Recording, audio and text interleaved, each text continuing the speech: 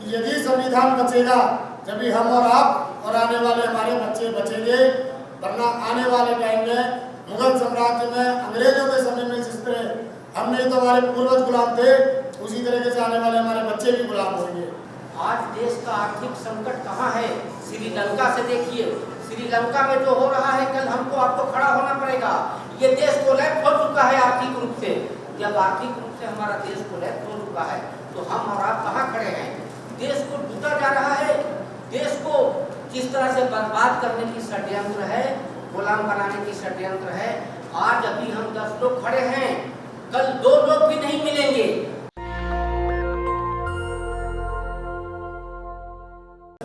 BJP इनके खिलाफ कोई जाने की कोशिश करेगा, भाई साहब ने बताया किसी का भाग जेल में डाल देगा। आज की डेट में हर माँ सिर्फ यही सोचती है कि मेरे नहीं, मेरे पड़ोस वाले घर में भगत सिंह पैदा हो। सबको मालूम है कि भगत सिंह कहाँ से आए, कहाँ गए। इसलिए बस सबसे मैं अपनी बात को ज़्यादा ना बोलते हुए इशारा करता हूँ, जब तक हमारा संविधान नहीं बचेगा, आज जो लोग हम लोग स्वतंत्र रूप से कहीं भी आ रहे हैं, जा रहे हैं, घूम रहे हैं या बैठे हुए, ये सब बाबा साहब की देन है। जो लोग आज समझेंगे, समझ जाएंगे, वो आगे भी फायदे में रहेंगे। आपने देखा होगा कि अब लोगों ने चाँद बना रखी है। हमारे माननीय प्रधानमंत्री नरेंद्र मोदी जी जहाँ भी जाओ वहाँ पे ही सवाल है। भाई हमारे संजय कनौजिया ने बताया कि सारी जगह कुछ जगह छोड़ करके हिंदुओं के सीएम है, प्रधानमंत्री हिंदू है, राष्ट्रपति हिंदू है, फिर भी बात करते हैं कि हमारा हिंदू खतरे में है, हिंदुस्तान खतरे में है। ये हमारे बड़े भाई जो भी बता करके गए पूरी भी हिंदुस्तान, मैं खुद 37 साल का हो गया, मुझे तो आज तक इस हिंदुस्तान में कोई खतरा नहीं हुआ। 17 साल assistant home minister Rajnath Singh भी मैं आराम नौकरी करके आया, मैं तो आज तक कभी खतरा महसूस नहीं किया। ये एक सोची समझी चाल है। ये हिंदुस्तान को छोड़ो, अपने दिल्ली में देख लीजिए, मेरे जितने भी भाई बहन हैं लमसम दिल्ली से आए हुए हैं। दिल्ली में बिजली फ्री कर दी है, पानी फ्री कर दिया है, महिलाओं के लिए बस में सीट फ्री कर दी है। क्या कभी किसी से ये पूछा गया है कि दिल्ली के अंदर अभी बिजली विभाग में कितना खर्चा है? शिक्षा फ्री क्यों नहीं करते ये लोग?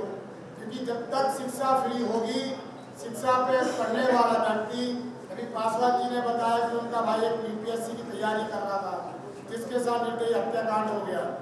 जब ये लोग पानी फ्री, बिजली फ्री, सारी चीज फ्री कर सकते तो सिर्फ शिक्षा फ्री क्यों नहीं करते? क्योंकि शिक्षा सवाल उठाती है, सवाल उठाएगी तो इंसान को जवाब देना पड़ेगा। जब जवाब देना पड़ेगा तो सरकार में कौन मुंह दिखाएगा? इसलिए मैं अपने बड़े भाइयों से, युवा साथियों से, बुजुर्गों से सिर्फ हाथ जोड़ के एक ही प्रार्थना करता हूँ कि यदि संविधान बचेगा जब हम और आप और आने वाले हमारे बच्चे बचेंगे, वरना आने वाले टाइम में मुगल साम्राज्य में, अंग्रेजों के समय में जिस तरह हम नहीं तो हमारे पूर्वज गुलाम थे, उसी तरीके से आने वाले हमारे बच्चे भी गुलाम होंगे। शिक्षा एक वो शेरनी का दूध है, जो इसको ग्रहण करेगा वो धाड़ेगा जरूर। ये डॉक्टर भीमराव जी का कहना था कि एक रोटी कम खाओ, अपने बच्चों को जरूर पढ़ाओ। जो परिवार, जो बच्चा शिक्षित रहेगा वो आगे चल के अपने और अपने देश के लिए कुछ भी कर सकता है। इसलिए आज के इस चर्चा पर ज़्यादा बात ना करते हुए अपनी वाणी को विराम देता हूँ। और फिर से एक ही बात कह रहा हूँ कि जो भी लोग यहाँ मौजूद है, अपने बच्चों को आधी रोटी कम खिलाइए, आप आधी रोटी कम खाइए, अपने बच्चों को जरूर पढ़ाइए। जय भीम, जय भारत, जय हिंदुस्तान। और हम लोग दर्शक बने हुए हैं और वो मुसलमान की आंख से हिंदुओं का घर जला के कांप रहे हैं। हिंदू मुसलमान करके आप इस साजिश को समझिए, ये देश को कहाँ ले गए और कल आने वाला दिन ये देश कहाँ जाएगा। मैं कह रहा हूँ कि अकेले गांधी देश को आह्वान किया और लोग से पाए, ये देश को बताने की जरूरत है, देश की जनता को ललकारने की जरूरत है। अब हम सब पड़ोसी की तरफ देख रहे हैं, हम सब पड़ोसी की तरफ देख रहे हैं कि उस पर जुल्म हो रहा है, मैं बाकी हूँ। एक एक व्यक्ति पर जुल्म हो रहा है, एक एक व्यक्ति। आज देश का आर्थिक संकट कहाँ है? श्रीलंका से देखिए, श्रीलंका में जो हो रहा है, कल हमको आपको खड़ा होना पड़ेगा। ये देश कोलैप्स हो चुका है आर्थिक रूप से। जब आर्थिक रूप से हमारा देश कोलैप्स हो चुका है तो हम और आप कहाँ खड़े हैं? देश को लूटा जा रहा है, देश को जिस तरह से बर्बाद करने की षड्यंत्र है, गुलाम बनाने की षड्यंत्र है। आज अभी हम 10 लोग खड़े हैं, कल 2 लोग भी नहीं मिलेंगे। आज अभी इसी वक्त क्रांति और इसी वक्त हम लोगों को आगे आना है, बनी हुई सरकार को रोकना है।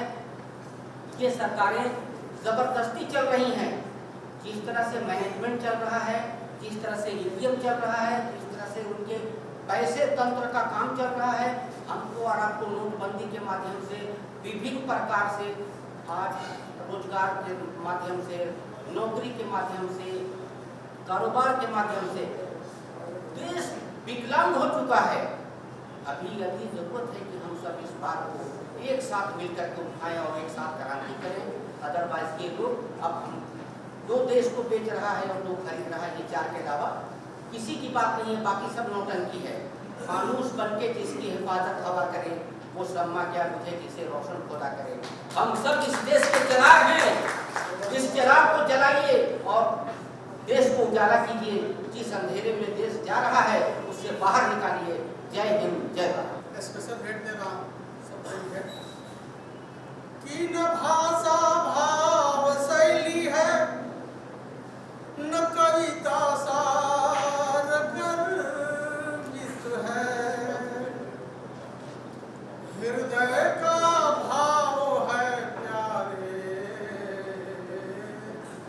कि जो सादर है समर्पित है। मैं सभी बंधुओं को हार्दिक अभिनंदन करता हूँ और मैं ज़्यादा देर तक मैं बोलूँगा नहीं, टाइम नहीं है, बहुत से बुद्धिजीवी बैठे हुए हैं, उन लोगों का टाइम मैं खराब नहीं करता हूँ। लेकिन मैं यही सबसे आह्वान करता हूँ कि एक भगवान राम थे जो श्रीलंका में जा करके और वहाँ के राक्षसों का वध किया, और आज की जरूरत है कि दक्षिण भारत का राम आए और उत्तर भारत का जो जितने भी राक्षस पैदा लिए हैं उनका दमन कर। मैं आप लोगों को यही कहना चाहता हूँ, उस समय भगवान राम अयोध्या से चल करके लंका गए थे। आज एम.के. स्टालिन साहब हमारे जो है दक्षिण भारत से उत्तर भारत का कल्याण है। और मैं सभी लोगों से यही आह्वान करूँगा कि जो कर्पूरी फार्मूला है वो कर्पूरी फार्मूला और वो करुणानिधि फार्मूला और बाबा साहेब अम्बेडकर फार्मूला पूरे भारत में लागू हो, यही हमारी आपसे निवेदन है। इसके लिए हम चाहेंगे कि सारे लोग एक हो जाएं और एक होकर के एक मन से एक आवाज से बोले कि हमारा संविधान खतरे में है, हम खतरे में हैं, हम अपने आरक्षण बताएं और हम आरक्षण के लिए जो कुछ करना है वो हम करके दिखाएं। यही आप लोगों से आह्वान है, यही आप लोगों से विनती है। ज्यादा वक्त नहीं है, इसलिए मैं थोड़े शब्दों पे अपने वाणी को विराम देता हूँ, समाप्त करता हूँ।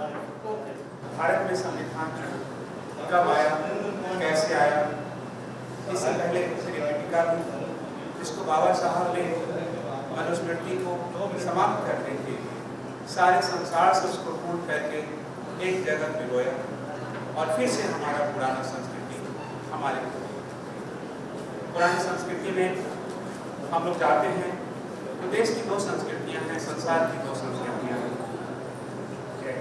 एक सर्वन संस्कृति, चाहे वो सिख हो, ईसाई हो, क्रिश्चियन, सब लोग इसको मानते। इसमें उसका मूल रूप है सर्वे भवन्तु सुखिनः, सर्वे सन्तु निरामया, सर्वे पश्यन्ति भद्राणि मा दुर्गावती। किसी को दुख न हो, सब साथ है। जिसका हम जो यहाँ बैठे हैं उसके हम समझ। दूसरी संस्कृति हमारे साथ है जो ब्राह्मण संस्कृति, उसमें है एको अहम द्वितीयो नास्ति, भूको न भूतो न। एक वो है और उनके द्वारा बनाया हुआ सारा सब, कोई उनकी रक्षा करता है, कोई उनकी सेवा करता है, कोई कुछ कमा के। तो साथियों, जो बाबा साहब ने हमें दिया सर्व संस्कृति की एक शक्ति दिया संविधान के रूप में, जो हमसे छीना जा रहा है, खंड खंड किया जा रहा है, फिर वही मनुस्मृति ला करके ब्राह्मण संस्कृति को लाने का प्रयास किया जा रहा है, जहाँ पर हमारे लिए कुछ भी नहीं होता है और हम हमारा विकास। और मैं एक चीज और कहना चाहता हूँ कि आज सब लोगों ने कहा कि लोकतंत्र को इन्होंने पहले अर्थतंत्र बना। एक बहुत पुरानी मूवी, बहुत पुरानी नहीं लेकिन थोड़ी पुरानी जो अमिताभ बच्चन की अग्निपथ, उसमें एक आता है जो वहां के डॉन हैं, पूरे गांव को शराबों में लिप्त कर देता है, भुखमरी लाता है और सब उसको गुलाम बना लेता है। वहां के बहु बेटियों को भी इज्जत लूटता है, लोगों को गुलाम बना के रखता है। ठीक इसी तरह से आज परिस्थितियां हो रही हैं। लोकतंत्र को इन्होंने अर्थतंत्र बना दिया और अर्थ धन हमसे खींच लिया। हमारे पास धन नहीं है और धन सारे चीज उन्होंने खींच लिया और हमारे सामने ऐसे से बड़े लोगों को रखते हैं कि हम वहां पर टिक नहीं पाते हैं। तो कैसे हम उस लोकतंत्र को अर्थतंत्र से हटा करके लोकतंत्र को हम रखें, इस पर हमें सब लोग हैं विचार करेंगे। मैं भी एक साथी हूं और कर्पूरी ठाकुर के समाज से हूं और बाबा साहब के फॉलोअर हूं और हमारा हिंदू मुस्लिम सिख ईसाई के यूनिटी के लिए हम लोग काम करते हैं। कैसे होगा, हम लोग सब साथ मिलकर करेंगे, जो आपका आदेश होगा करेंगे। तीसरा पॉइंट हमारे सामने आता है, सिर्फ पॉइंट मैं बता रहा हूं, उस पॉइंट को टच करके रावण था, उन्होंने सारे ग्रहों को जिस तरह से अपने बस में कर लिया। आज एक और नाम नहीं लूंगा, एक और रावण है जो हमारे सारे ग्रह, चाहे वो नीति आयोग हो, आरबीआई हो, यहां तक कि सुप्रीम कोर्ट से लेकर के इलेक्शन कमीशन तक कहां जा रहा है वो सबको मालूम है। क्या उसका एक ही रास्ता है, जैसे उन्होंने कहा, सर ने कहा, राम हम बहुत ज्यादा उन पर भरोसा नहीं करते हैं, लेकिन हम कहते हैं जैसे कहा कि उनके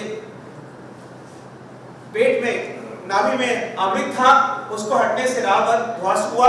अगर ईवीएम हट जाता है आपकी शक्ति आ सकती है, यही उनके लिए उसका हमारा हम सब ये प्लानिंग करते हैं, बिखरे हुए हैं। हम ही प्रोफेसर है और हम दिल्ली यूनिवर्सिटी में इस पर काम ऑब्जर्वर के रूप में लाइजन ऑफिसर पर काम करते हैं, लेकिन हम लोग समाज में बिखरे हुए हैं। हिंदू मुस्लिम में है, धर्म है, फिर जातियों में है।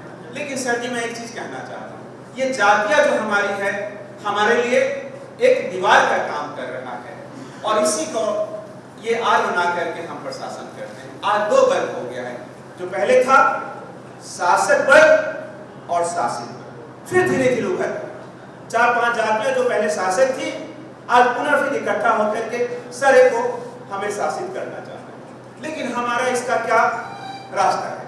हम लोग जब बात करते हैं तो एक डॉक्टर के रूप में भी बात करना पड़ता है कि इसका उपाय क्या है। तो जो भी यहाँ हिंदू मुस्लिम हैं, सबके चेहरे में देख रहा हूं, सब इसी मातृभूमि मूल निवासी हैं और कहीं न कहीं हिंदू मुस्लिम में भी, सिख ईसाई में भी वही जातियां हैं जो शोषित वर्ग हैं। हम उसी वंश से हैं